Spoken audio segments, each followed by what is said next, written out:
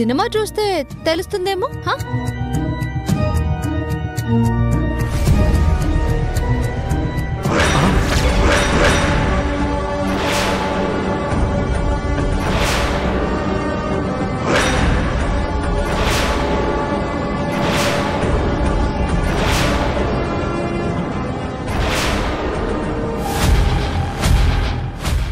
అది అది ఇదే బాబాయ్ గారు, pan India range cinema clip ఇది. బొమ్మ బ్లాక్ బస్టర్ కదూ. నాకు చిన్న పనుంది, వస్తా. అయ్యో అయ్యో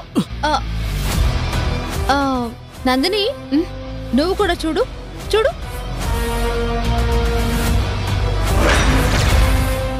క్లైమాక్స్ సీన్ అనుకుంటాను. షాకింగ్ ట్విస్ట్ అదిరింది కదూ, చూడు.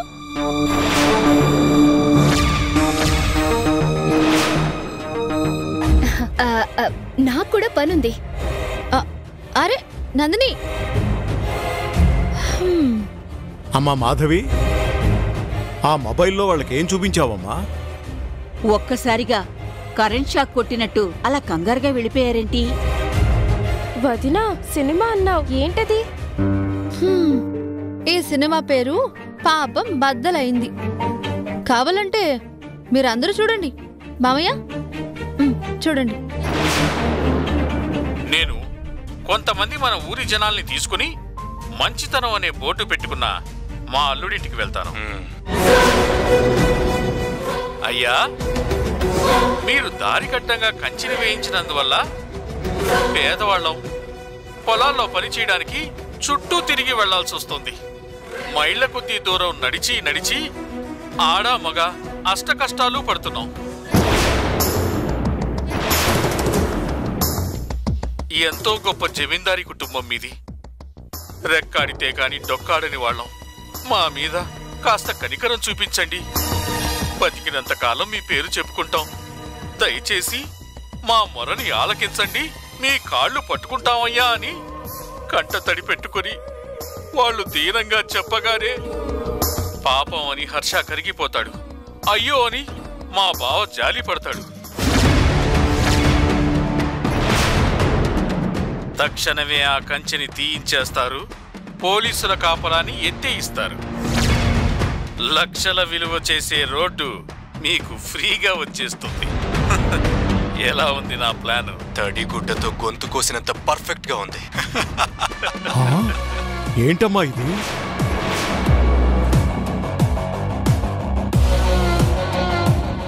ఓ మై గాడ్, మామయ్య ఆ సిద్ధప్పతో చేతులు కలిపాడా?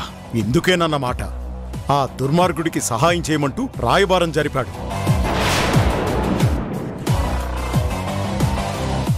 చిచి, అలాంటి వాణ్ణి నా తమ్ముడు అనుకోవడానికే కంపరంగా ఉంది. తోడు దొంగల్లాగా ఇద్దరు ఒకేసారి టెన్షన్తో పారిపోయారంటేనే మ్యాటర్ పూర్తిగా అర్థమవుతుంది. ఆ రోజు డ్రైవర్ బాబుని అన్యాయంగా కొట్టారు. ఈ రోజు వాళ్ళ కుళ్ళు బుద్ధిని చూపించుకున్నారు. నాన్నగారు, చుట్టరికం పేరుతో మామయ్య తప్పులు చేస్తున్నాడని నా దాకా వచ్చిన ఇన్నాళ్ళు ఊరుకున్నాను. ఇంటి దొంగలా మారిన వాణ్ణి ఇక క్షమించే ప్రసక్తే లేదు. బావమరిది బ్రతుకు కోరతాడు అంటారు.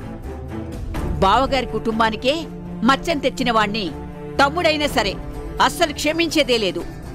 వినాశకాలే విపరీత బుద్ధి అంటారు. అమ్మా మాధవి, అసలక్కడ జరిగిందంతా నువ్వు ఎప్పుడు చూశావు? ఎలా రికార్డ్ చేశావు? ఆ సినిమా సంగతి నేను చెప్తాను తాతయ్య.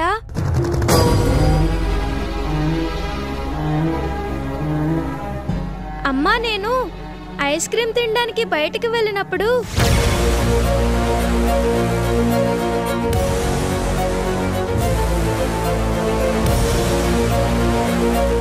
అదన్నమాట విషయం అర్థమైందా?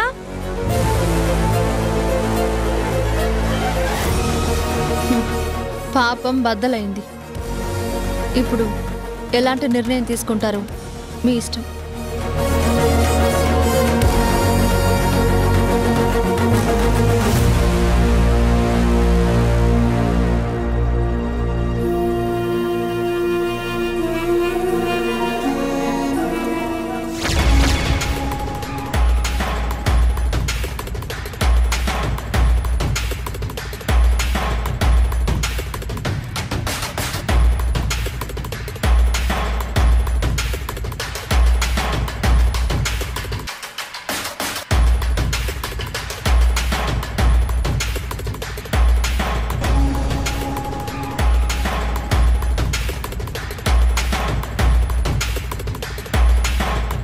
ఫినిష్.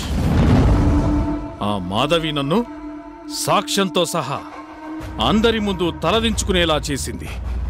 నోరెత్తకుండా అడ్డంగా ఇరికించేసింది.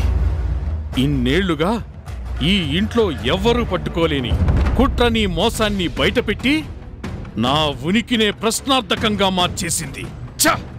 డాడ్, అందుకే నేను మొదటి నుంచి చెప్తూనే ఉన్నాను, ఏదో ఒక ప్లాన్తో లేపేద్దాము అని.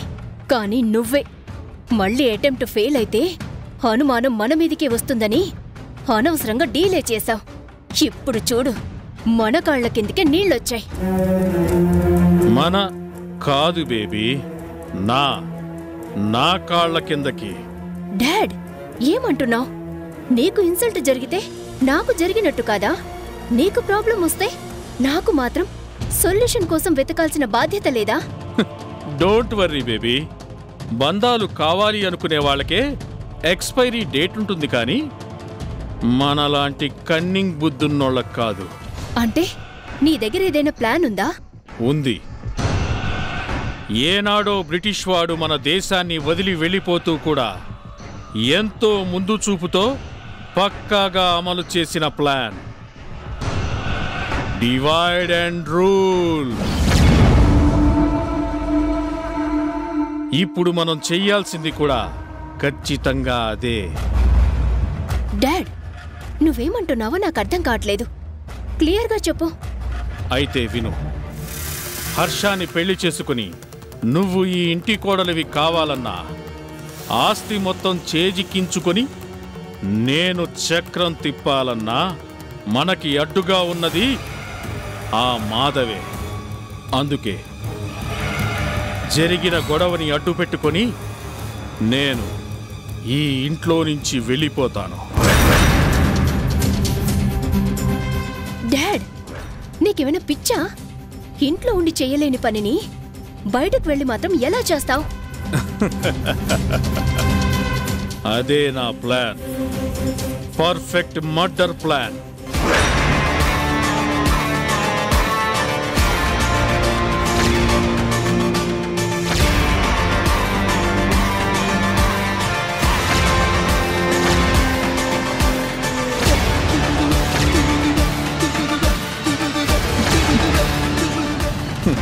అంతే.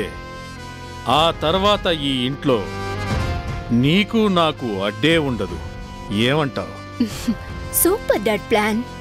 ఈ దెబ్బతో మాధవి అడ్డు తొలగిపోతే బాధలో ఉన్న బావని తెలివిగా నా సొంతం చేసుకుంటాను.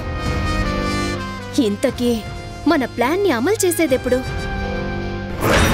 బేబీ, శుభకార్యాలకి ముహూర్తాలు చూడాలి, కానీ ముంచేయడానికి కానే కాదు. రేపు తెల్లారగానే ఈ ఇంట్లో